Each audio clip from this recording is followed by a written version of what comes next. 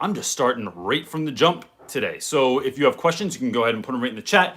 But I want to make sure we're maximizing our time because I know it is back to school season and people are actually back to school, have to actually go to school tomorrow.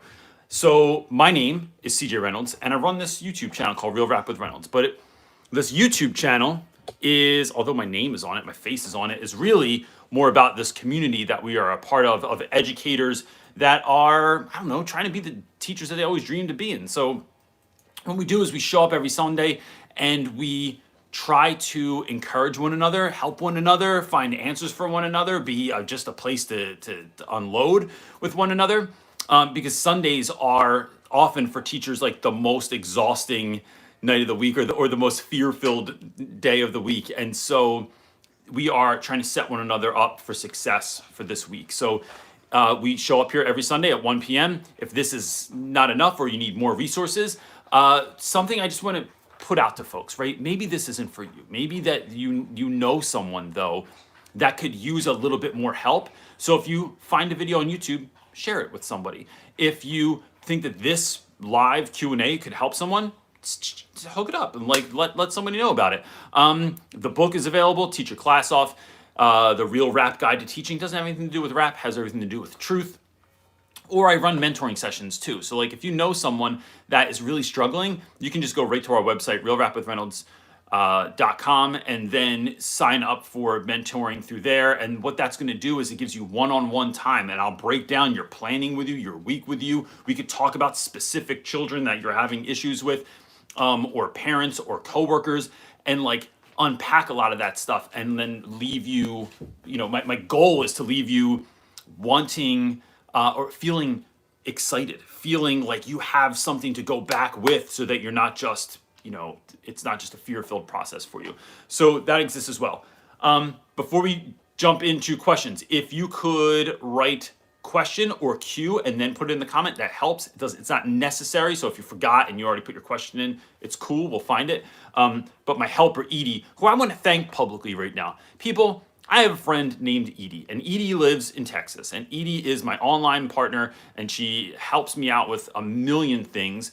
So if you've emailed me, there's a very good chance you've heard back from Edie. She takes all of your questions on here. It's a new thing we're doing. She's putting them into a Google spreadsheet so my wife can pull them up so that that's accessible for me. So, Edie's my buddy. She is an integral part of our team. She absolutely is. Mm-hmm. So I appreciate that too. And I don't want to forget Jake. Jake, I don't forget you. And Jake's having a baby. So, if everyone didn't know that, now they do. And you heard it here first. Before we jump into that question, I just want to take a moment and say thank you to the folks that keep reviewing the book on Amazon and the 5 people that did it on Barnes & Noble too. But there's when you're on Amazon, you can either just pick a star, or the folks that are taking a moment to write a review or to leave a picture. That really helps because the goal of the book is to help educators. And the more reviews that show up on there, the more people that leave comments, that pushes the book in the SEO so that it's showing up on more people's suggested reading list.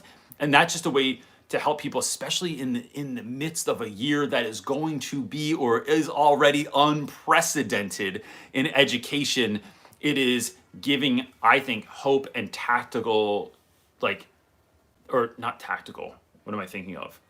Practical strategies. I was really just talking to myself. Mm-hmm. I was talking to the dog as he continues to lick his paw.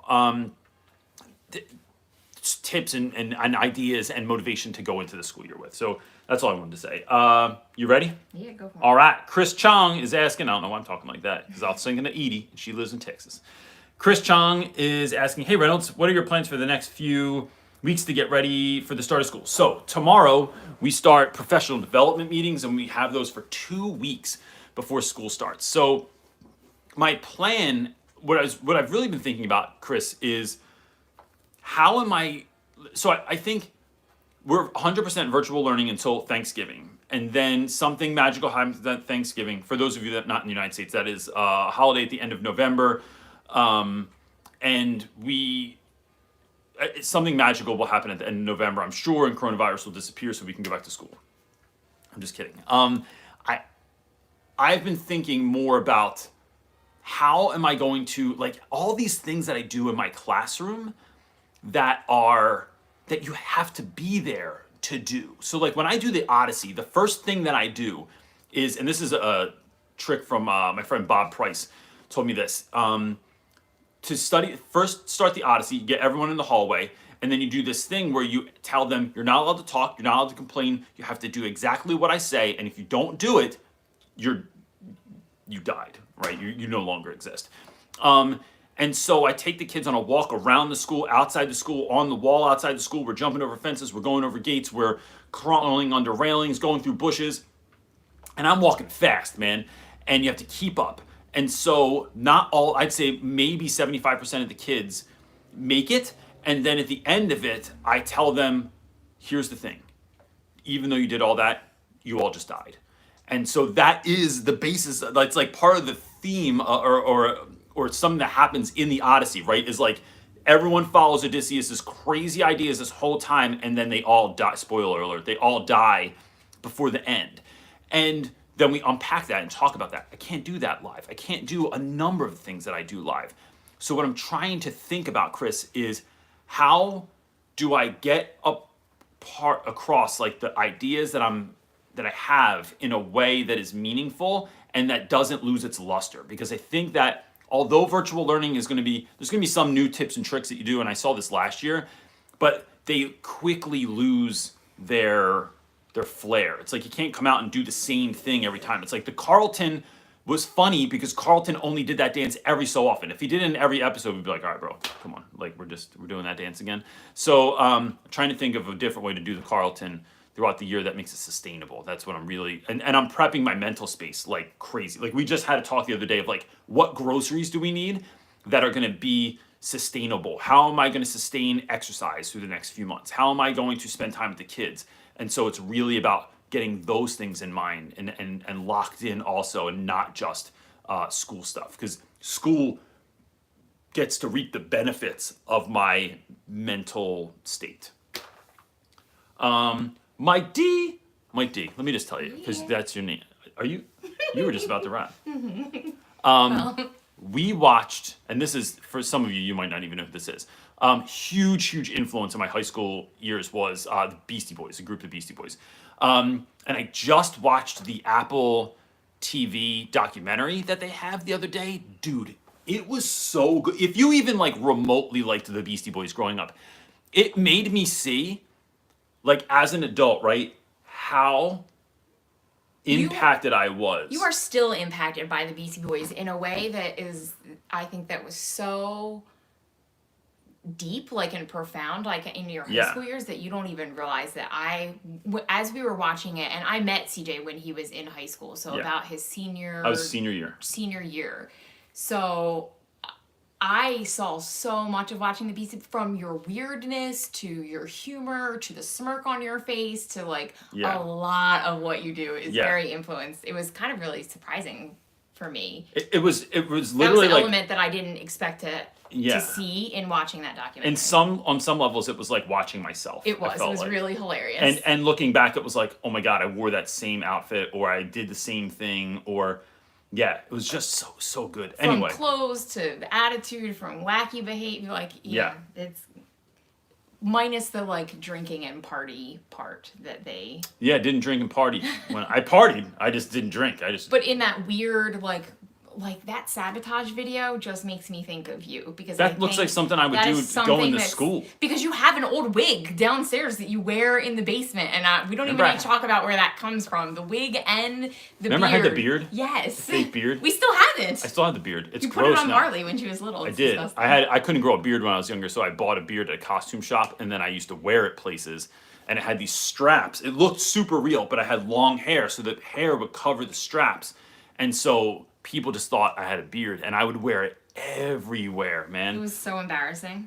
That was great. But wildly funny. Let's get a new. I'm going to go on Amazon today. Okay, let's actually answer All right, let's answer Mike D's question. Any updates on the audiobook? Mike, there's certain things that I want to have an update on that I just don't have an update on. The audiobook only gets made if the book sells a certain amount. So it has to be worth the publisher's cost. Their cost.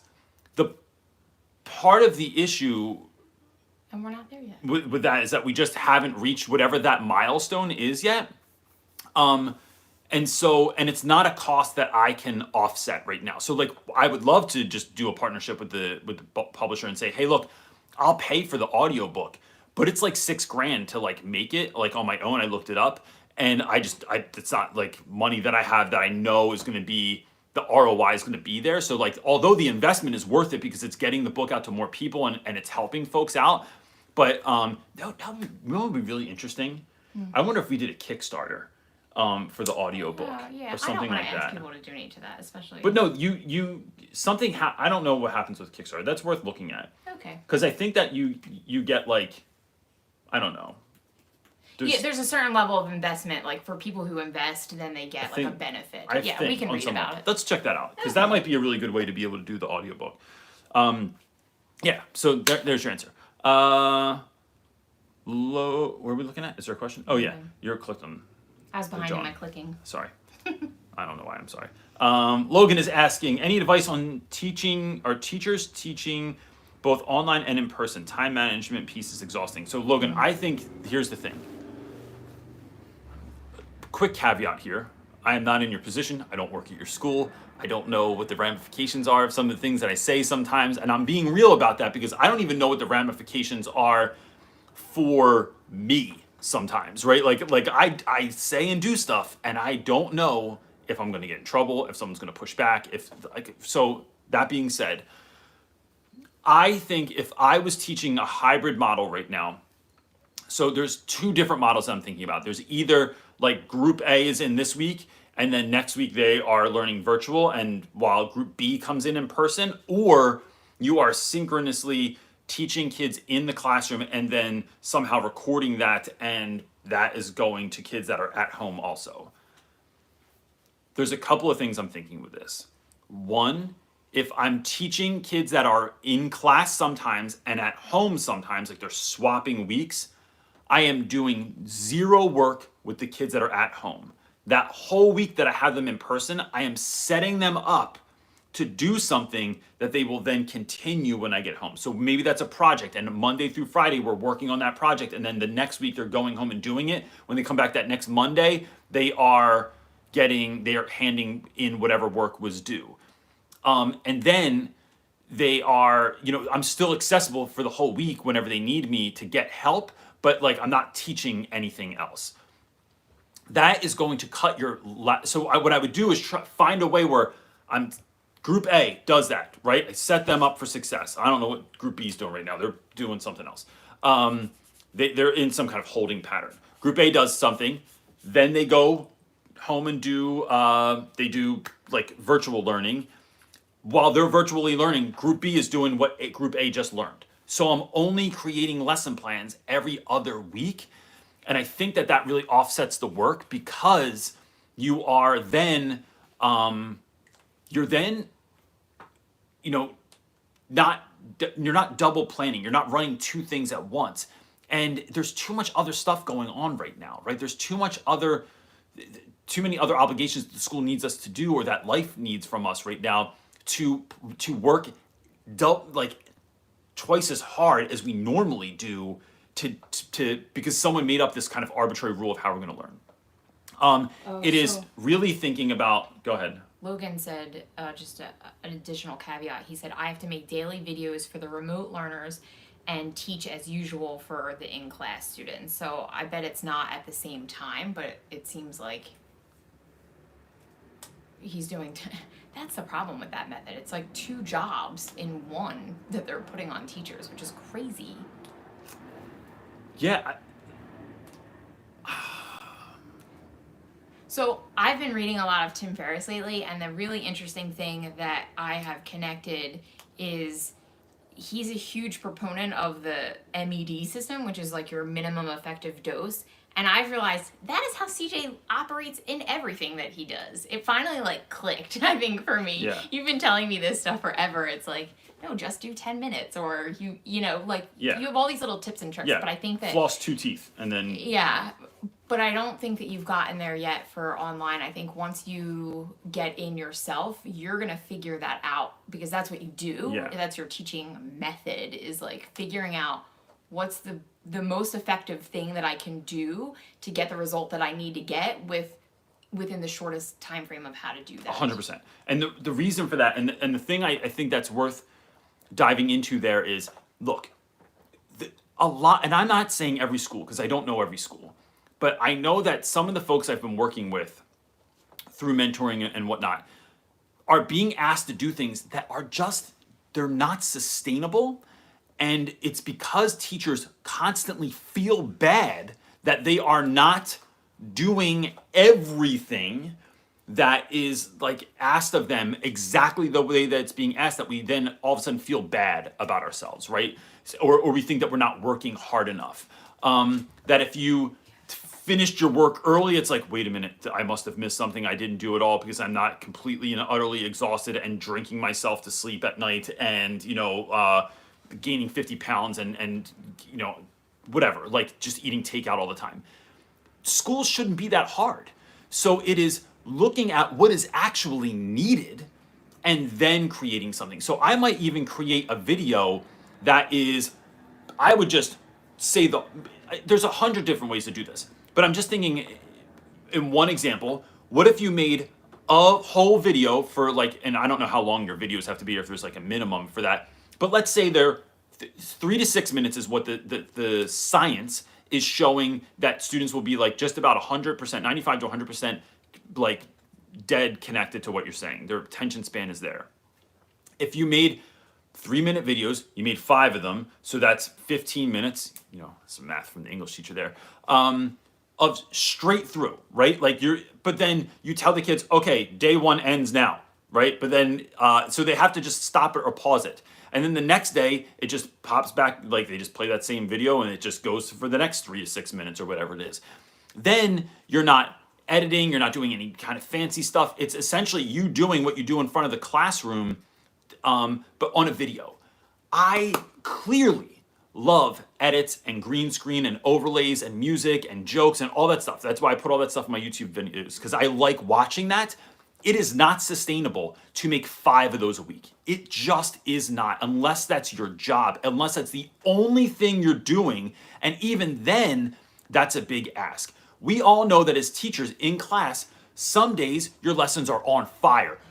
There's all kinds of stuff going on. There's music playing, there's costumes, we're reading in weird locations, we're doing all kinds of fun, crazy stuff. That's not every day though. That's not every day in my class. And so it's about letting yourself off the hook.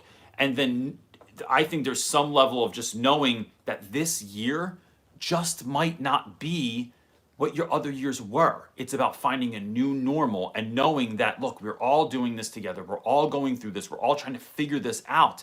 And so if you were batting 1,000 before and now you're batting 600, 700, you can keep learning, keep trying to figure out. I'm not saying don't grow. I'm not saying give up. I'm just saying that having grace for yourself, that the game changed. You used to play basketball on the court. Now you're playing basketball with a video game controller. It's not exactly the same thing. So giving yourself grace for that, I think, is what's needed. There's a lot of people in here that said that that's how they're teaching as well, like that same method, Yeah. and it's exhausting, like for them. Rob said he is the same, and he's expected to push in-person instruction and then push it out to virtual students. Yeah. He says, I'm going to try and record like 8 to 10 minute blips and then push that with virtual assignments. So, which is supposed to be kind of the same as in-class work, but yeah, that's a lot for it teachers. is, and so then all the phone calls, emails, check up on this and check up on that and check up on that. That's the stuff that I find really funny that you're gonna like whittle down. I think at some point. Let me break this down real quick. Let me break down real quick, because I think that there is often an idea that everyone else is doing better than you are, right? Like as educators, I feel like it is this kind of Instagram culture of like, you see what everyone else is doing and you're like, damn, like, did the computer just die? No, it was at 100. That you are, like everyone else's life is going really great. Right now, in my life, my dryer just broke. I fixed it, which I don't know how to fix appliances, but thank God for YouTube. I fixed the dryer, it broke again. I finally ordered a dishwasher. I'm so excited about it. I got it about 4 weeks ago. It's still sitting in my kitchen because the guy that was supposed to hook it up never hooked it up. So now I got to pay somebody else some ridiculous amount of money to do that. I have a root canal on this side that I need to have done. I have a tooth extraction on this side that I need to have done, but that costs an exorbitant amount of money that I also do not have at the moment. School's going back to virtual, but I am in my laundry room with no door between me and the kitchen, and there's nowhere else in my house that I can do this from. So during the day, my wife can't do laundry. I don't know how we're cooking and interacting in the kitchen, which is, like every other house. No, is our the back to meeting school place. list is a door. A door. That's my have to back go to buy a school. door. So maybe I'll do like a back to school I haul feel like we need to from show Home people Depot. like what that door like. Yeah, maybe if we didn't have dishes all over the counter right now because we have a dishwasher that needs to be installed and and we're in the midst of a lot of stuff. There's and 100 other like family issues that are just kind of ongoing, right? Like, or the fact that my dog won't stop licking his paw right now because his pet meds have been delayed like for weeks now. There's just stuff going on. You add school on top of that, and now it is a recipe for disaster. So although schools are asking for this much to go above and beyond and beyond and beyond, this is what I think we have to do is really look at what's being asked, figure out what is the best way for our students and for us to have the best case scenario this year, and then figure out how to make that fit the shortest amount of time that you can to prep, to plan, and all of that stuff. It is not about not giving it your all. It's not about giving up. It's not about loving the job or having a passion for it or for the kids, but to be sustainable. If you try to run a marathon at a sprinter's pace, you are going to fail. You have to pace yourself on some level. And some people's pace is better than others. Like it's all different, but it's about finding what works for you and then saying, this is what works for me, this is what I can do. That's what I got, bro. That's what I got. And so that's what I know it's gonna come down to this year for me as well. Rich is asking, we spent a lot of time on that. Well, there's a lot there. Yeah. You could spend the whole time just talking about that. 100%, yeah. How are you handling so much cheating is going on online with online learning? Students are watching YouTube and playing video games while I'm teaching online, feeling very disrespected. So that's Rich. So some schools I've read in really like our Facebook group, like some were saying, or I don't know if it was the Facebook group or like another teachery thing that I was just reading because I read lots of teacher stuff. They said that theirs is all monitored by like whatever spyware that like their tech people are putting in, so they can monitor all of that. Yo, that's so dirty too. Yeah, you can see like what they're doing on their. That's crazy, but it's crazy. And it's crazy as a teacher. It's as crazy as having like a camera in your classroom while you're teaching, right? Like, and I think, or the folks that have to record everything and then upload it to Google Drive so that people can see what they're seeing and saying. Because then you're putting students on record for everything they're sharing, for their vulnerability. Like when we're asking kids to like be vulnerable or to talk about social emotional stuff, then it's all being recorded. Fair questions to ask because it's recorded. So Rich, this is how I run stuff in my class. I cannot control whether or not students are going to be on YouTube, whether they're really paying attention, whether they're thinking about swimming pools, whether they are on their phone playing video games or whatever. Like I just don't know. What I can really try to communicate to students is a couple of things. One, this is an unprecedented time that we're living in, and that we are going to try and make this the best that we can anyway. Two, I need you to enter in as a willing participant in the thing that we're doing. So I'll try and make class as engaging, as interesting, as fun, as challenging as I can, but I'm not trying to beat anybody over the head. I'm not trying to make this incredibly difficult year because I know that students are dealing with a lot at home because we're not in school. And so that can be really, really difficult for students. So keeping that in mind, if class does become this minimum effective dose of education, right? You need to be present, and if you're not, that's on you. Like, I'm not going to reteach it because you were on YouTube. I'm not going to reteach it because you were playing video games. I'm not going to reteach it because you were pretending you were paying attention, but you were really had two screens up and were watching something else or doing something else. I'm just not going to do it. Now, if you don't understand, if your ADD got the best of you and you're like, bro, I'm sorry, I wasn't paying attention. My cat's sitting chasing a fly on the windowsill. I get it, man. That stuff happens to me all the time.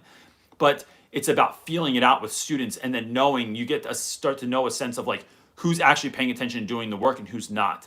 But I think that we have to make it an accessible amount of time for students. So right now we are expected to teach 45-minute live classes 5 to 6 times a day. Completely unsustainable in my opinion. The fact that we would look at a computer and be doing something for that long just sounds bonkers to me. So what I'm planning on doing, and I'm not sure that this is the move, I don't find out more this week as we go back to school, but is like, I'll teach for like 5 to 10 minutes about what we're doing, set it up. Yo, I'm letting you go, come back on in 20 minutes and I want to see like where you're at, what you're doing. So like, I'm not monitoring you, I'm not watching you do the thing, but I'm trusting that you're doing it. And if you don't, if you choose to do something else, that's on you. So there's a level of schooling that is, that school is very, very, very much like you dropped your kid off at a personal trainer, but that kid doesn't want to exercise. What is a personal trainer to do unless the kid wants to exercise? So you can lead a horse to water, you can't make it drink, but can you make it thirsty? So can you create a space, a time, a moment on camera where kids don't know what they're going to see. Kids don't know what you're going to come dressed up as, the background looks like, the music that's playing, the fact that you're teaching upside down, the fact that you're teaching on the railroad tracks or in a park or next to a pond or underwater or whatever the hell, I don't know how you do that, but it would be cool. Hook up a GoPro. But if you can create that engagement, in the past, how I've won in class is not by winning every single kid over. But if I can win 80 to 90% of the kids over, I find that the other students more than likely will jump on also because they want to see what's happening, because no one else wants to hang in the back and just talk to you because everyone else is doing the thing. But that requires me to create something that shows, look, can we note? I'm trying to do something different here. I'm trying to make this side of my laundry room as engaging as possible. I'm trying to make the best out of this. And I think that kids will often honor that. And if they don't, that is their choice. It is nothing to do with you sometimes. And look, and I'm not about blaming kids all the time. Like, I think that like a lot of times when teachers blame kids, it's probably the teacher's fault. But sometimes it's not. Sometimes it's like, bro, you're trying to feel this out. You're trying to see what you can get away with. And I'm telling you right now, it's not going to happen. Because I need to hold you to a standard, because I love you so much, I care about you so much, I feel like this is so important that I'm gonna make you do your own push-ups. A personal trainer doesn't lift people up when they're doing pull-ups, right? Otherwise, that's like, playing with your dad. It's like, I'll stand here and coach you, but you gotta wanna do the pull-ups, bro. But let's talk about why we're doing pull-ups. Let's talk about the importance of doing pull-ups. Let's talk about what that does to your body, your mind, your spirit, from doing pull-ups and doing them consistently and growing and changing and becoming a better person. Because if I can get you to buy into that, you might actually do the pull-ups. Edie, you're a wonderful human being. Predesket? I'm going to go with that. I'm not really sure that I'm doing a good job on that one, but we'll go with the question anyway. Hi, Reynolds. Thanks for everything that you do. I appreciate it. Thank you very much. And thank you for even being a part of this community and showing up on a Sunday when you could be, I don't know, watching TV. Now I lost my part in the question. What can you advise to teachers afraid of feeling judged or those lacking confidence when addressing teenagers? This is, let me just say, this is such a great question. It's so important. And you're not even close to being the only one that's dealing with this. I think confidence is the name of the game in education. It is the thing that if you're going to be Dave Burgess and walk into a school with a pirate outfit on, or if you read his book, with a poodle skirt on, there is one of two things going on there. You are either crazy as hell, or you have mad confidence to rock that thing. My brother has a mustache, right? He looks like Magnum PI. He lives in California. He's like surfs all the time. He has this dirty black mustache. But my man, he just walks around. It's not a big deal. It's not like a thing. Like he's not trying to impress people. He's like, nah, I got a mustache. But he just wears it with such confidence all the time that it's. I always say I think confidence is one of the number one most attractive qualities in like when you're looking for anybody in anything, in any, whether it's a relationship or partner or business partner, like an employee. whatever it is, it's that confidence level that is like, it just like reverberates out of people Yeah. that do it successfully. And I think confidence is built. I think some people are born with confidence, maybe. I know that it is the number one thing that we have instilled in our children, that like I have probably screwed up as a parent more ways than I can count. But I know that on some unbelievable level of stuff, my kids have mad confidence. To a fault, I think, sometimes, because Brody is At least so for Brody. Bro just walks with like swagger all the time, and I'm like, bro, He gives no shit he about gives zero anybody. shit. So here's how I think you do that. It doesn't just show up. Like, so I'm by nature a very confident person in certain areas of my life. But that has been cultivated. I was a really shy kid. My whole ninth grade year, I didn't talk to almost anyone because first of all, I was too busy getting my ass beat every day. And two, I went through this phase where I thought everything I say is not important. Nobody cares what I think. Why would anyone care what I think about anything? So I had like this very solitary year, and that went till like halfway through my, like maybe not halfway, but like into my 10th grade year, where like from I'd say from 7th to 10th grade, that's how I lived. I just didn't think that I was important. But when you start teaching, you're either going to be the teacher you always dreamed of being. I don't know what that meant, but the teacher you always dreamed of being, or whatever the default version of the teacher you're going to be, because you're chewed up by the kids, because you're chewed up by yourself, because you're chewed up by what other people think and stuff like that. I think the way you get out of that is by slowly building in things that are a little bit crazy, right? And noting it. Look, guys, I know this is a little bit crazy.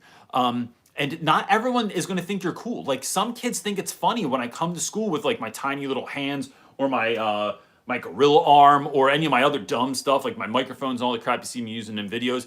Some kids just think they're like, yo, you're an idiot. You're like, and like get mad at me. They're like, you're so stupid. And I'm just like, I appreciate that. That's my mom used to tell me, and you're bringing back all the memories. Thank you. Like, it's just like I just answer it with something ridiculous. It is. So I think that when you can get into that mode of play, I think play is really important. When you can get in that mode of play, then you just kind of stop caring, or you start seeing that it's winning some kids over. So I think there's a couple of things going on here. One is focusing on the kids that it's actually having an impact on. So if you do something in class and you're trying to, I don't know, and I'm going to go a different way with this in a second. If you're trying to do something fun and there are kids that hate it, you have to focus on the kids that are going to love it. Like, you're not going to win with those other kids anyway. Like, what am I going to do that's going to win over a bunch of haters? Nothing. Why do I even care about that? I'm not interested in that. I'm trying to win over the kids that I can win over, the kids that are showing up to school, that want to learn, that want to do something, that want to get better, that want to grow. And then, like I said, usually other kids jump on board eventually. Two is building relationships. So if we're talking about discipline here, and you don't have the confidence to tell that kid in the back, bro, I'm not going to tell you to talk to you again. I need you to stop talking, because in talking, this is what's happening. This is why this is problematic. This is the problem of you touching other people or screwing around or doing whatever you're doing, right? So if you lack the confidence there, a couple things to remember. One, kids are kids. And so they do things that they're going to try and challenge you. They're going to try and push your buttons. They're going to try and see what you would do. And there's just ways to handle that. I think that it's like, it is making a decision that they are also just kids.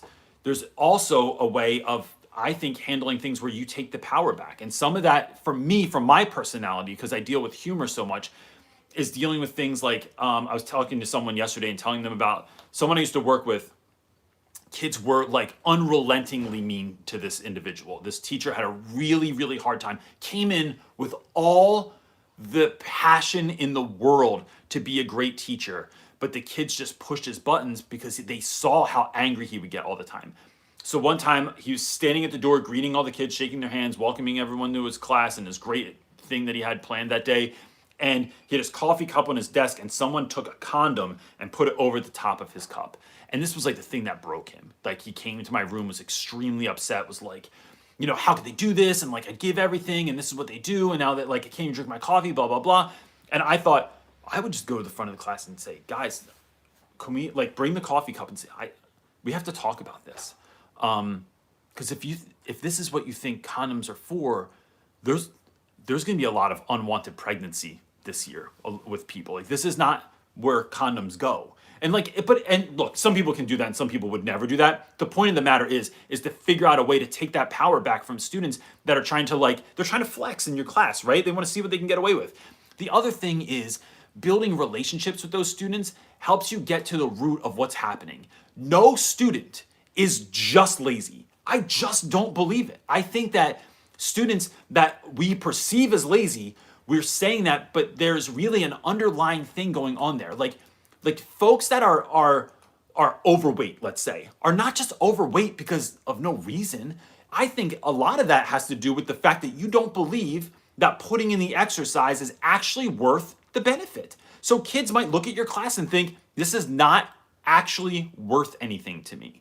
And so it is our job to explain our why, to communicate with students why this is important, why I need you to be quiet when we're taking a test, why I need you to stop touching people or not chuck, your trash across the room and get into the trash can. Like, that's a problem. Let me break it down for you. But it is having these unrelenting conversations with students. And also building relationships, you learn that some kids are dealing with trauma. Some kids have been told their whole lives that they're not worth it, that they can't do something, that they are no good. What's up with this computer, man? That there's all these things that could be getting told to a kid for the 15 years that they were alive before they showed up to your class that you have to now deal with. And is that fair? No, but it hasn't been fair for them either.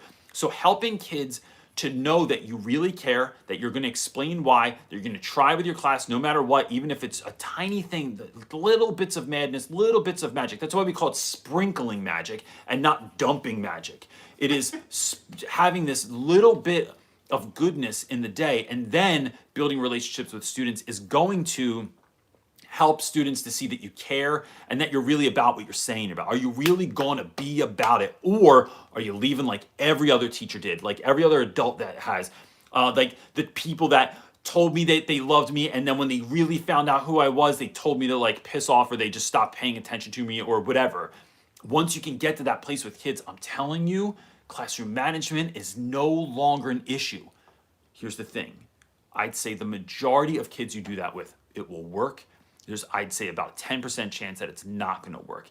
And that's because some students have been deeply wronged. They need more help than you can give, but then it's about finding resources to help connect that student to a counselor, to a therapist, to someone in administration, to a trusted person that they do get down with, and kind of like either handing that kid off or working in tandem with those individuals to help create a space for that kid where they can get to some of that stuff, where they can work some of that stuff out and then get to work in class.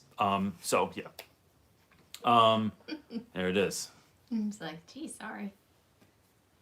Manel is asking, I'm a student in teacher training school. Can I win at all when I'm reading? I'm a student in teachers training school. I'm asked to do an assignment about error correction strategies in language classroom. Any ideas? Could you please help me out? Yeah, so I think, if I'm reading this right, but no, I would say anytime that I am correcting anything of students, one, I don't correct for everything. I correct for like a small number of things, between 1 and 5 things I'm looking for at any given time. And then that can grow over the year. So I might, like, my first assignment for the year, I might be looking for like 2 things, right? I want to like look at basic crap, like, dude, is your spelling on point? Are you punctuating things, and are you capitalizing stuff? But then I break it down and tell kids, let's talk about, like, did you even ever wonder why we capitalize certain things? It wasn't just some arbitrary idea that someone was like, no, we will capitalize names and pronouns and beginnings of words in the beginning of the sentence. The reason is it is like a visual clue or cue to show you that something's important. To note, we are beginning a new sentence. There's a capital letter and there's a piece of punctuation at the end, so you know how to read that. Was it a question? Was it a statement? Was it something that got you excited? And then if just like with capitalizing people's names, right? We're capitalizing so it stands out to you. And so that's part of why we do that. And so I'm sure there's a whole hell of a lot more history there, but it's being able to break down why we do something. When someone gives me a paper and they don't capitalize their name, bro, let me tell you something. You're important. Show it and capitalize the letter. When you say I am, going to be a basketball player one day, I needs to be capitalized because you know what? You're important and you are going to do that thing. So capitalize your I, bro. Like, what are you trying to do to me here? And your story is important. Let's talk about punctuation for a second. Punctuation is important because if you write 6 sentences with no punctuation, I cannot grasp what you're saying. You are asking me to decode what you wrote. This isn't graffiti. This isn't mumble rap, bro. So I need you to actually clearly communicate because I want to understand you because what you're saying matters because your words, your story, your thoughts and feelings and emotions about something actually matter. So stand up tall, write clearly so everyone knows what you're saying and we don't have to figure it out later.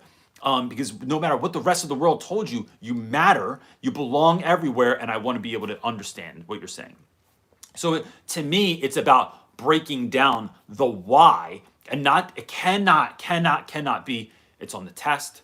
You need to know this when you have a business, when you're in business. None of that. That is all stuff that no kid's actually going to care. Now that might be true, but no one's going to start doing it because they were like, I never thought this would be on the state test. You know what, Mr. Reynolds? You have changed my mind. I'm going to start doing that. It has to be because you have to get to like a thing that kids care about. And that is going to be why you would do something. So yeah, I just think that's the move.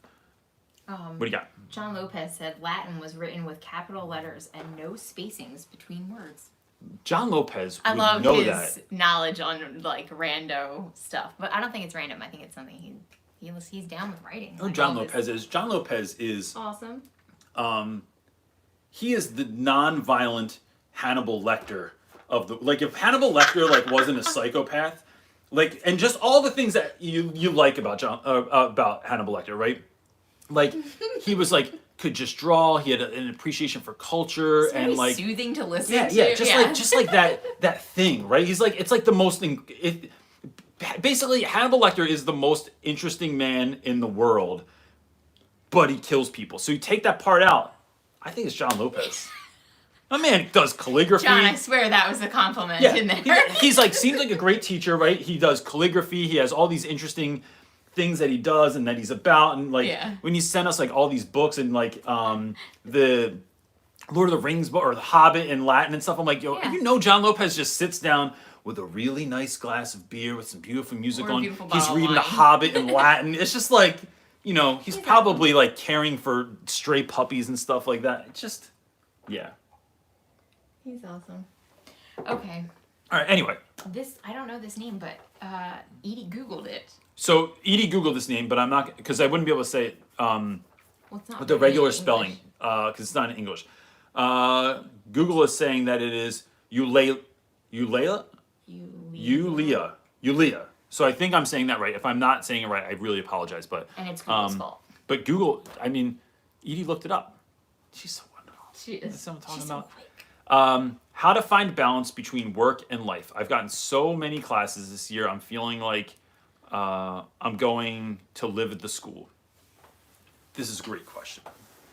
And it will never stop, even if you're not, even when we go back to like regular kind of school, when we find like a new normal. I think the way that you get through all of this stuff that's going on, right? So like if we just take a step back for a moment, right? Let's talk about this for a second. School is It's Julia in Russian, she said. Julia? Yeah. Bam. But you nailed it. I don't know. It's fascinating. Look at it. It's like even magical looking. Mm-hmm. Sorry. Keep going. So if you look at in the US right now, and I'm saying the US because this is my experience, this is my world that my bubble that I'm living in at the moment. There is, of course, the pandemic. Of course, school, that's affecting school, and it's affecting going shopping, and it's affecting my kids' ability to play with friends and all that stuff, right? So that the pandemic is boulder number one. On top of that, everything that's happening within the presidential election and political world right now, where it is like, without me sharing all of my politics and getting into that, it is kind of very much like a circus right now and kind of wild and crazy, and I only see what I see on YouTube. Number two, and that has a lot of people feeling some type of way. Then you put on top of that anything else with regards to Black Lives Matter, with regards to All Lives Matter or Blue Lives Matter, or all of the stuff that's coming up about that and this polarization of our country because of that sort of thing.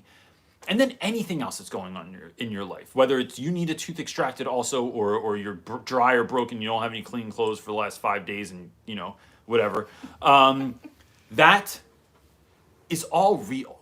So I heard someone say that in a study, they said that on a scale from 1 to 10, whenever you're driving, and I'm doing a lot of this today, I don't know what's going on here, but whenever you're driving anywhere, you're already at a 7. That's why when someone cuts you off, you curse them out, you yell at them, you flip them the bird, you do things that you wouldn't do if someone walked in front of you. You wouldn't be like, yo, where you going? It's like you're doing that because you're already on 7. So thinking about that, going into school, and what number are you already on because of all the stresses of the world that we're living in right now anyway? To me, that's why I talk mindset so much. So I think, how do you affect mindset right now in the midst of all this stuff is, our boy's he's just eating bread right out of the thing right now. Oh, he's eating a peanut butter and jelly. Oh, all right, I see you, bro. Sorry for the shuffling. But the point that I'm making is, I think that the best way to work around that, to find balance, is you have to actually break your day down. I actually put things on my schedule, as sad as this sounds, to when I wake up in the morning. It is literally, I have a schedule: pray and meditate, right? Gets my mind in a certain place. To read something good. Bro, you have to turn that off, buddy, because you're going to get me demonetized, because I can hear that. Oh, sorry. Thanks, buddy. Brody's playing a show in the other room, and if it gets picked up on here, then YouTube will hear it and it'll demonetize my video, and my kids got to eat. So it is going to school and doing the school day. It is a hard out. Like, I don't stay at school forever because I could, because the work's ongoing. It's never ending. You're never finished all the work that you have to do. It is giving yourself a hard out, because I really, really believe that a lot of tasks take as long as you give them.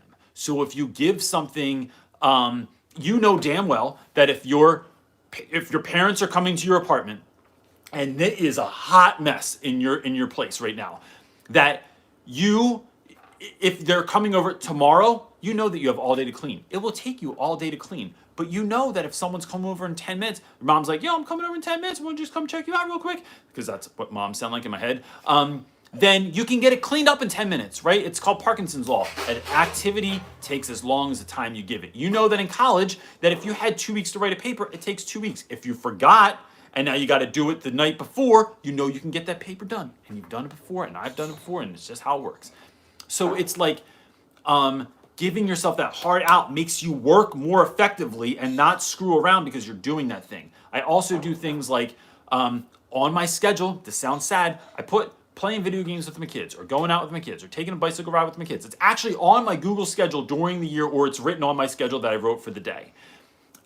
Taking a walk with my dog, having a glass of wine with my wife at night, sitting on the porch, watching a show, and then I have a hard bedtime.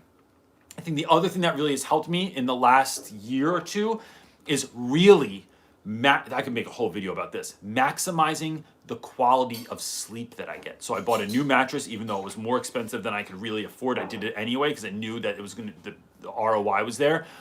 It was putting blackout shades in my room so that it was really dark, so that there was no light, and every other little light on my TV, on my printer, all that stuff has electrical tape over top of it.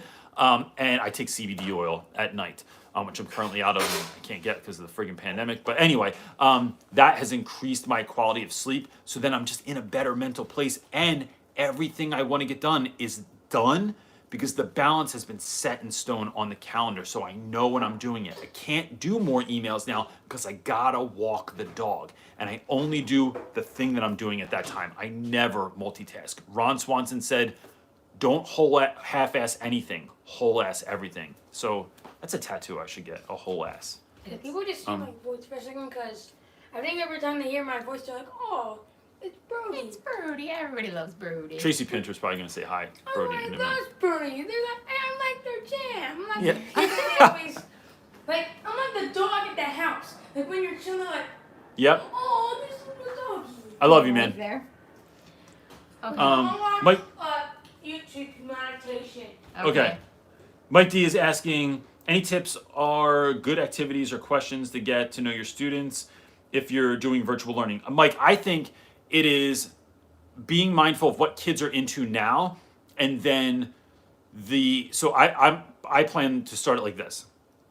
What shows are you watching? What YouTubers are you watching? What's the best TikTok that you saw in the last week or something like that? Like one that was really funny or really, moving or whatever it was.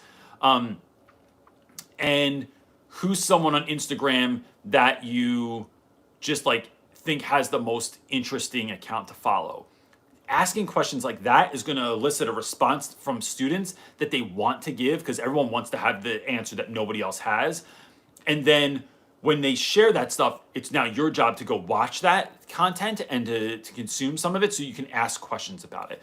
So like, I know that if I was in school right now, everybody would be talking about the new Batman trailer. So I would have to go watch the Batman trailer and then go into school and be like, yo, real quick, before we even get into the lesson, I watched the new Batman trailer. What's the deal with this? Or what do you think this is? Or what character do you think this is? Or is this tied into the comic books because there were those weird owl people in there? The kids that are stoked about that are like, bro, you like took the time to learn the thing, or to watch The Last Airbender, or to, check out, I don't know, whoever's TikTok account, or to watch a Swoozy video on YouTube. Like when you show that you're willing to get into that world, they'll start sharing more and more and more. You'll get to know the kids more, and then you start building that relationship as being the person that was daring enough to go into the world of students before you ask them to come into your world of education. Piano Boy is asking, especially for remote learners, this is my buddy, what advice do you have on emphasizing to students to turn in work? Got some students who aren't turning in work, and my only form of contact is email and calls. I think with kids that don't turn in work, I set a precedent that there is only a certain point at which I will collect work. And so this is tricky in a virtual world because you don't know what other things kids are kind of going through at the moment, or what life looks like for them. So it is trying to get to the bottom of that. But if you know that it's just kids that just aren't turning in stuff because they're not turning in stuff, I don't do late work in my class, and I don't do makeup work. And I do extra credit, like if you go above and beyond on particular assignments, or you hand in something early, like I'll tell kids that ahead of time. But I don't do extra credit like, oh crap, I have a 10 and the marking period ends in 2 days. Can I do anything to bring up my grade? No, I don't do it, because I think it sets a bad precedent. And what that shows, I think it shows kids in class that are showing up and consistently doing the work are then showed like, oh, all you had to do was cry at the end of the trimester or the end of the marking period, and you could get that kind of love. Now look, that of course does not go without grace. There are kids that have had really difficult years, that have gone through a lot of stuff, that I know there's something else going on there. And I think having that conversation with students and then helping them figure out a plan for success is always important. But it is also about helping kids to learn how to fail, and then helping them to grow out of that failure. And so that's the mark that I'm trying to be. It's not just about me being cold. It's not just me about like wanting to be right or standing my ground for no reason. It is about trying to communicate with students that I think that, look, you took a chance, you didn't do the work, and guess what? You got an F. If you didn't work, I tell kids it's kind of like working a job. There's 40 hours to work. If you only showed up for 20 of them, and then I gave you your paycheck, and you're like, oh wait, that's only this. I thought I was getting $200. I only got $100. Can I get some extra hours? Yeah, but you can't go back in time. Like work 100 extra hours next week, and then see what happens with your paycheck. And I'm willing to have that conversation. How can we up the game for next week? Like, make sure that like this, if this assignment's turned on Wednesday instead of Friday, I'll give you extra points on it. If you do this extra part, I'll give you extra credit. But it's not like I'm not materializing new work. So, and then it's about communicating that with families too. I think just letting parents know that like, hey, look, so and so didn't turn in this work. Tomorrow's the due date. Or the latest that I'm going to take it, so please make sure that they have it in tomorrow. That creates a paper trail, and it creates a way that you can go back and let, when admin eventually comes to you and asks you what's going on, it's like, look, I've been communicating with mom or dad or grandma. I've communicated with the student to no avail, so that exists there too. But it's a sad thing to give a kid a 0 on an assignment sometimes. But it's if for the right reasons you know that it's for their betterment, and you really believe in that, then it gives you that stick-to-itness that you need to kind of to stay with that mindset. James Clark is asking opinions on placing Black Lives Matter posters somewhere in my virtual background. I'm white and I don't want to seem edgy, but I want 60% African American students to know that I'm with them. So James, first of all, let me just put it out there. I have friends that are black teachers that are putting those up behind them, and they're told by their schools they're not allowed to because they think it's a political stance. Just something to be mindful of. It is not at all something that I would let stop me from doing that. I love that idea because it's not, look, certain folks will stay away from that because they feel like it looks a little bit too edgy, or you're assuaging, you're trying to diminish your white guilt or something like that. But I think if you know that why you're doing it, it is, then do it, right? Like in my room, I have a giant drawing on the side of my wall that is a bunch of fists that are raised, and the fists are all different colors. And then there's one that's rainbow also, because I want to send nonverbal cues to all of my students to let them know that you're accepted, that I love you, that I care about you, no matter where you come from. And I don't even have to agree with some of your things. So maybe you support someone in politics that I don't. Maybe you get down with a religion that I'm not even so sure is how I feel about that particular thing. It's about giving kids a safe space to show up and explore and express who they really are. And I think when we can create nonverbal cues, like whether it's a poster, whether it is a book cover, whether it is just books in your room that students can see themselves in, I think it sends a message to people that I belong here, that I'm accepted here, and that that this is someone that I can really like, that's got me if I need it. So I think that is always the move in every situation, to let kids know that kind of thing. Oh, you didn't move down the next one. Babe, you're clicking. I'm not. Come on, girl. Sorry. Let me get this quick drink before I do this. Ebony Reed is the next question. I just applied. I'm sorry. That wasn't fully digested yet. I just applied for a special education paraprofessional position. I want to do this to get classroom experience and then get my certification to become a teacher. Thoughts? I think it's a great idea, Ebony. First of all, anybody that works in special education is basically like, I don't know, like an angel or something like that.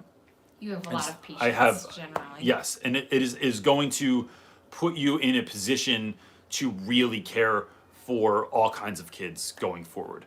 I think being a paraprofessional is such a good idea because it's giving you actual experience. So that when you're sitting in class, most of us go to school for educational certification or for degrees, and it's all theory. We don't have anything to base it on except for our own experiences in high school or grade school.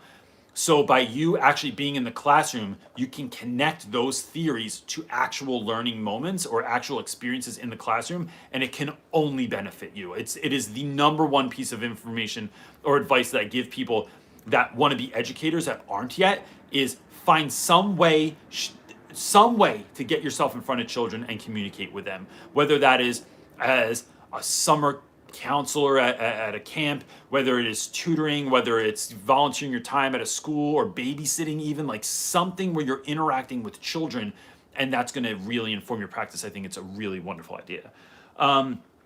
F. Weber, don't do that. We'll silently read that. Okay. Okay, so read the next part. You can read the name in that actual part. Okay. Any advice for my virtual introduction to ed class, community college student wanting to be a sped teacher? So I would say, first of all, I love community college. If I could, I would love to partner with like every community college, because I just think it's such a great institution. Virtual introduction to my ed class. I would say one is, why do you want to be a teacher? Being very clear about that. Was Was there someone that inspired you? Was there no one that inspired you and that's why you did it? It is, I think, talking about what it is that you hope to do in education. Like, what kind of teacher do you dream of being? And then I think sharing just a little bit about yourself and where you came from. I think that even when you start teaching, those are the things that I communicate to my students every year. Why I'm here, what I hope to achieve this year, and then you need to know a little bit about who I am. Because what I would be looking for in that class are people that you can partner with, right? Same as we're talking about here online. It is about connecting with people that are the same kind of crazy as us. The people like us do things like this. People like us show up on Sunday afternoons or Sunday nights or Sunday morning, wherever you live in the world, and spend their Sundays talking to one another online. We do things like join Facebook groups like our Facebook group, Real Rap With Reynolds Teacher Talk, and posting things and then going in and answering the tons and tons and tons and tons of posts that are in there with like almost 4,000 people that we have in the group right now. There's so much activity all the time. And it's like, you all just got done teaching all day online, virtually, or in some kind of crazy manner. And now you're spending your time talking about teaching online and helping other people. Like, that's what people like us do. And so in that class, I'd start looking for the people that you want to surround yourself with, because you are, in fact, as Jim Rohn says, the average of the 5 people you spend the most time with. So looking for those crazies and then locking in with them, and just that's where the gold is, I think. The Billings is asking, our school already has loads of kids out for possible exposure, and teachers are being forcibly relocated to online school they made this year. During these times of high stress and anxiety, how can I keep my team's spirit up? I think man, that's a great question. Because I think that so many schools, and I'm not trying to like speak this into existence or just like or anything. I just think a lot of folks that ended up going back to school are going to quickly realize that like they need to go to virtual learning. Keeping people's spirit up is, I think, a couple of things. With what's in your power, creating autonomy in the classroom and letting people know that they are, of course, supported, but that if thinking outside the box and doing something a little bit differently is going to help students succeed and help teachers succeed, that they should do it. I think really pushing self-care, and whether that's creating space for that, like doing Zoom meetings where you all like, grab a bottle of wine, or everybody's watching the same show on Netflix and you check in once a week or something like that because everyone watched the episode, and then we're just going to talk about that. It is, I think what that does is that act right there of building connection and building space for yourself clears space in your brain to be able to show up and be a better version of yourself when you are in the classroom. And it's also, I think that when we have relationships with folks at work that are strictly work and there's no play, there's no fun, there's no laughter, there's no communication, there's no story there, then they're just kind of sterile. And so it's a lot easier to go to someone that you have wine with once a week or coffee with once a week, and you just have like, hey, we have coffee and eat pastries on Sunday mornings together. This is what we do. It's really fun. It's for an hour. That builds a story there, and then it makes you more accessible as a leader for people to communicate with you. And then just letting people know that no matter what you need, I got you. Like, I'll do anything I can to try and help you out in any moment that you're in. The best people I've ever had as leaders are the people that have let me know, it's like doing a trust fall with someone, they actually catch you. And then you're like, oh, all right, now I know, now it's game on. Now I feel like I can take the risk to try the thing, to move forward, to be a little bit nuts in class, to try this idea, because that's not going to blow up in your face and someone's going to point the finger and blame you, that that they have your back. And that's been the best leadership I've ever had. And when people don't do that, done with. Like, I don't know how to even approach that situation, because you've dogged me, you've stabbed me in the back, you've talked shit, like whatever's happened is the opposite of that. So that's what I would say. Summer Tate, my buddy, is asking, I want to start this year off right with parents. It's discouraging to read comments attacking teachers on social media. I made a website and I will start sending out weekly updates. Anything else I can do? Summer, this is a great question.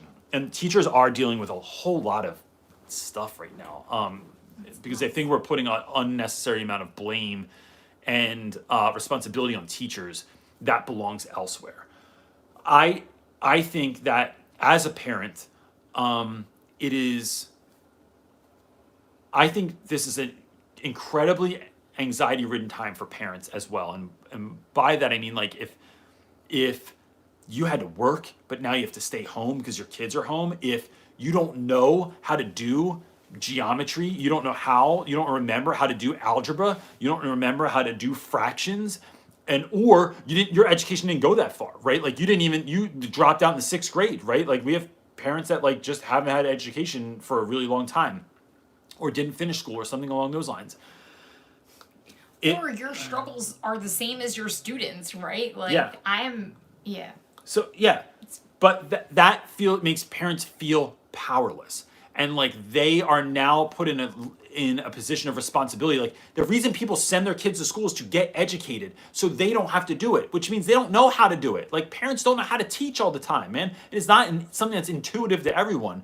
So I think that allowing parents to know that you care, that you only want success this year, that you'll do what it takes to get their kid to where they need to go, and to help parents navigate these waters of trying to maybe help educate their kid, or when the kid has a question or there's a problem.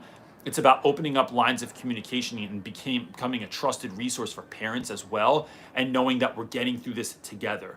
That teaching is a communal activity, and expressing that to parents. I think what that's going to do is help parents feel more relaxed, feel more confident, and feel like they have a partner to go through this with. And when you feel like you're partnering with teachers, and it's not like it's you're not butting heads, it's like not like Brody's best teachers were the ones that realized his differences and would say like, look, the school requires that I give Brody this much homework a night. Just do this, hand it in, and I got you. Those were the best people that you were just like, thank you. Because we've been sitting here for 2 hours doing what took everybody else 20 minutes. It took us 2 hours to do. At the end of it, my kid's crying. He's depressed. He hates school. He doesn't want to go anymore. He hates life. It's like we saw it in our child. And awful. So going to the teacher, and we knew we were going to make those switches anyway. Like I already decided on my own that I'm like, I'm not doing this anymore. You know what I'll do every night? I'll do 20 minutes of homework and we'll get done what we can get done. But that's it. That's the cutoff. That was so difficult for me to understand as a parent. I wanted to be the rule follower of what the teacher wanted. Yep. And that was gut-wrenching for me. It was like this, I finally just gave in and was like, okay, if you think that's what we should do. But when and you talk to a teacher that said that, like when, and I don't want to say anyone's name because I don't want to put them on blast, but like the teachers that would be like, oh, look, Brody's doing great. He only, just do these 3 problems and that's it. It was like, yes. It was a relief. You get me. You understand my situation. I think that's what I would be communicating with parents. Yeah, we're at about an hour. Yeah, we have just a few. So just so you know, I'm not going to be able to get through all the questions. And the reason for that is because we're going back. Like I go back tomorrow. I want to try and like keep this at like as close to an hour as possible. Not my summertime hour and a half, 2 hour jams I was doing. Cole is asking. The high school I teach at has dedicated 5 to 10 minutes time of being at the beginning of every at the day. beginning of every day where kids are at a designated homeroom with a teacher. How would you take advantage of this time? I think, Cole, that I would use that as a check-in time.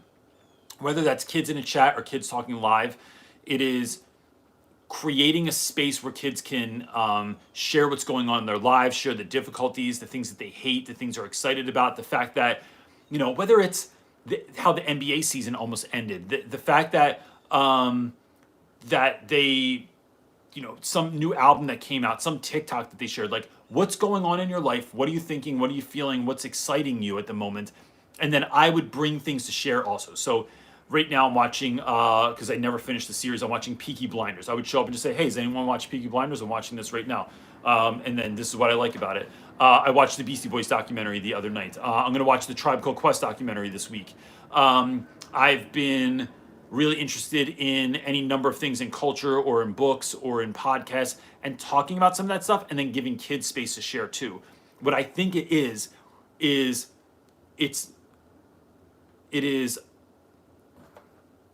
creating a space where kids can feel seen from the jump.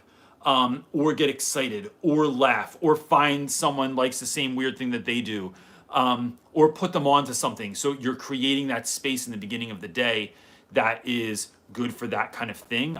And look, there's 100 other like really good uses for that time. Like it could be to check in with kids, to look at their grades and look at how they're doing. It could be to to do those kinds of things also. But I think I would just keep it really informal and make it a communication time, because I think that with all that's going on, getting kids to that place where they can talk, where they can share, where they can laugh, where they can have like 5 or 10 minutes of just silliness, or connection is going to really help them in their day. Whereas if we're just instructing them on anything, even if it's the history of hip hop or video games and how they were made, like if you're instructing someone, it's just another class that you're in. So instead, putting the power in the students' hands and letting them talk about whatever they want. Okay, I'm gonna try and get you through these last 3 ones. Okay, cool. So I'll try and do these quickly. Chelsea Garcia is asking, I just started student teaching and met my students, and will meet my students tomorrow virtually. How important is it for me to introduce myself? What are the most important points that I should touch on?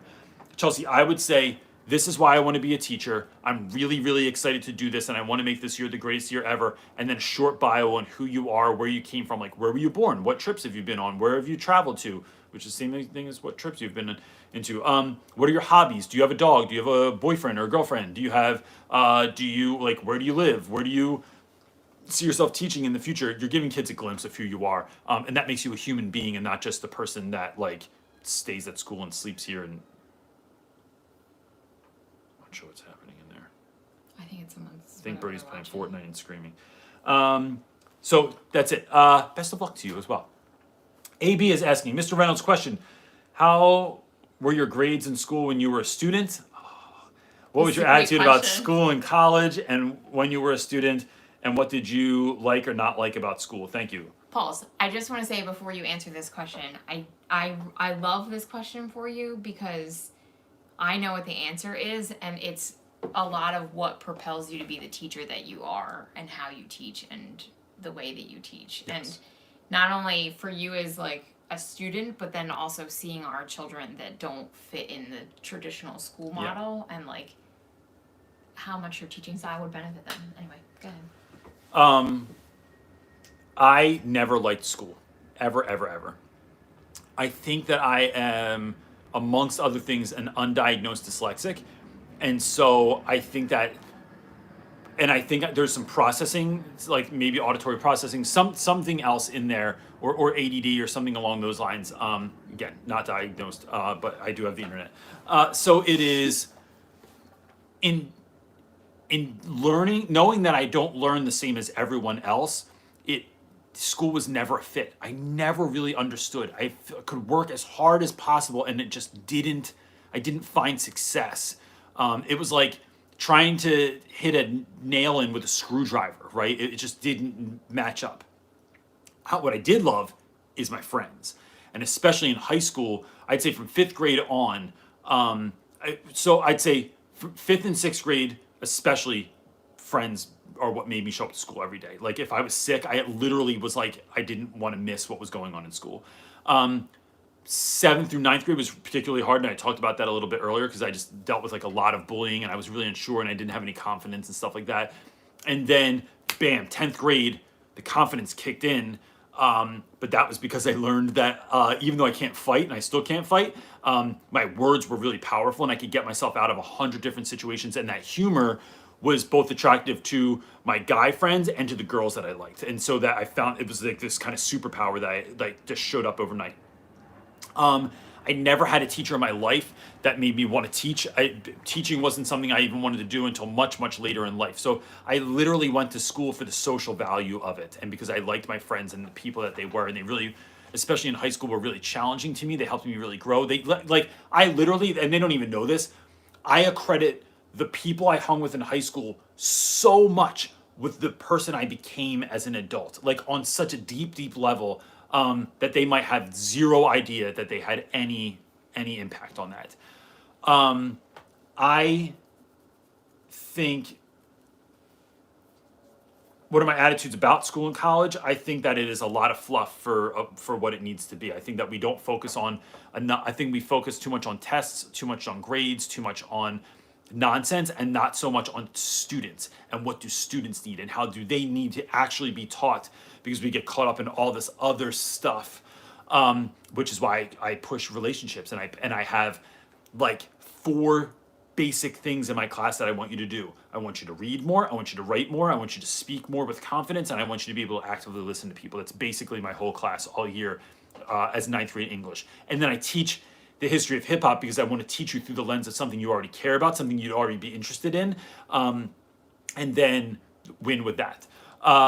The flip side of that is what do I like or not like about school? I like, up until now, we'll see what this year looks like. I've had an incredible amount of autonomy in my school, and I cannot be more thankful for that. The idea that my leadership would just say, "Go do it, go try it, go see what you can do, like run with it and see what happens." I love that, and so I am not trying to be a teacher that I had. I don't have an influence that existed that I wanted to be. I'm trying to be the teacher that I always needed, and that's what I think all of us here are trying to do. We're trying to be the teacher we always dreamed of being, because we want to be.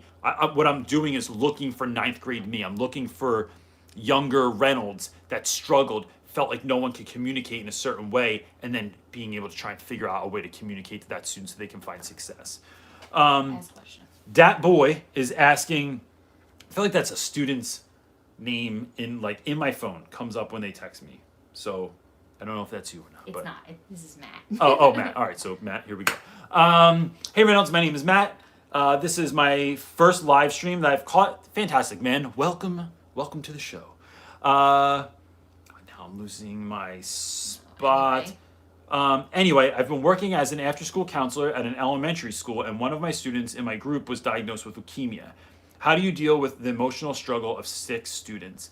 So, first of all, I'm really sorry to hear that, and for like 1,000 reasons, but that's really difficult to kind of deal with. And I've had students over time that have, I don't know how many terminally ill students I've had, or students that were dealing with something like that just then, but I've dealt with a lot of death of students and then the aftermath of that. So like a student is shot and killed, and then like, how do you as a school community come together to be there for your students?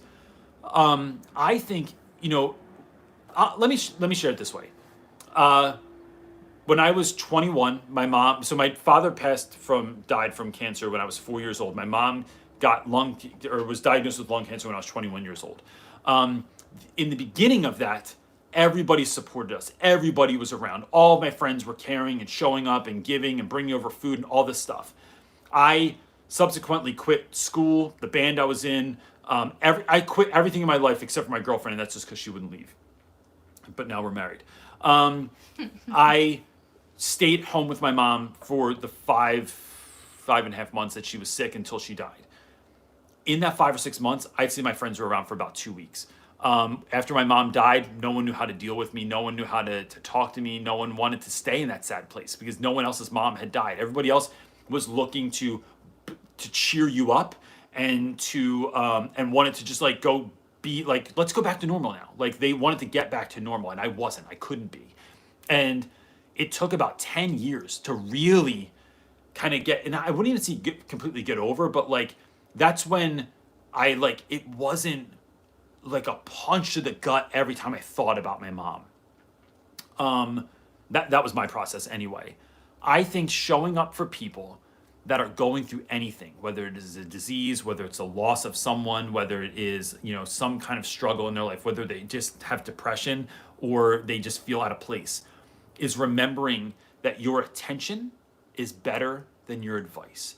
And showing up time and time again, creating space for that student, for their friends, for people to talk about their feelings, to talk about how they think, how they feel, the fact that maybe they're scared about what's going to happen, to talk about their hope in the treatment, to talk about what it was like what's your process like? Where are we at right now? Like are you going to the doctors? Are you getting tests done? Are you getting what's the procedure? I think without being coming off as sort of nosy or trying to I don't want to cross any boundaries, but my guess is that child does not probably have enough people in their life that they can just be open with and honest with. And when we can set up for the long haul of that, that is really going to help that child out. How do we deal with that? Has to be a mental game. It has to be, I think it is getting locked into things that are going to fill you up. So that's for us, that a big part of that is being a part of the church that we're a part of being a part of a lot of the programs that happen within the church, of being a part of like praying and meditating every day, of journaling, of being grateful, because that is such a heavy load to bear. I try and balance it out with goodness. So it's like being thankful. Even the way I eat sometimes when I'm going through things like that is like savoring things. Going for runs. That like when my grandmother passed just not that long ago, and I had a run and it was like raining and it was the winter and it sucked. I did it or because I knew my grandmother couldn't. Or last year when we lost a young man that was a student of ours to gun violence, I remember running in the winter in like blizzard conditions, like where it was like snowing, but just like furiously, like not even deep snow, and doing it with such a level of anger and frustration that drove me because I knew he couldn't do that. He'd never do that again. And like that was my outlet for the anger and for the anguish and the heartbreak that I felt, was knowing that this couldn't happen anymore. So it's about finding those outlets too, because you want to be able to show up and just be there for that kid. And let me say this, you don't have to show up as anybody special. You don't have to say the right thing, do the right thing, be the right thing. So all that uncomfortability that you feel, right? What you're doing is just creating space for that student to talk if they want to. And then knowing that a week, 2 weeks, a month, 6 months in, if that situation is still ongoing, you're still showing up. Do not ever, ever, ever, ever, ever stop showing up, because you just don't know if that student has a support system on the outside of this that might be that like I think we assume that they're taken care of. It's going to be all right. It's okay. You have a friend whose mom died 6 months ago, check in on her. It's really, really important. You have someone whose kid died 10 years ago. Can I just ask how you're doing? Where are you right now? Like what's going on in your life? And all you're doing is asking questions and being present, and then literally willing to sit in the mud with someone else. That's showing empathy to someone instead of just feeling bad for them. That doesn't do anything for anybody. Just showing up and being authentic is what's going to win. So look, gang, I have school tomorrow, so we're going to cut it off there. I'm going to spend some time with the kids tonight and with my wife for life over here. Yo, girl. So next week, we'll be back at 1 p.m. I'm really excited to come back and kind of share what's been going on this week. Really quick, another quick thanks to the people that keep leaving reviews on Amazon. I appreciate it more than you know. And it is when I'm having a tough moment in my day and I just need a hit of dopamine, I will go and read like a new review on there, and it is a life-giving thing to me. So I really, really appreciate that. That's it, gang. I hope you have a wonderful week. That's it. Peace. How do I end this? I don't even know what I'm doing sometimes. Someone made a little debt.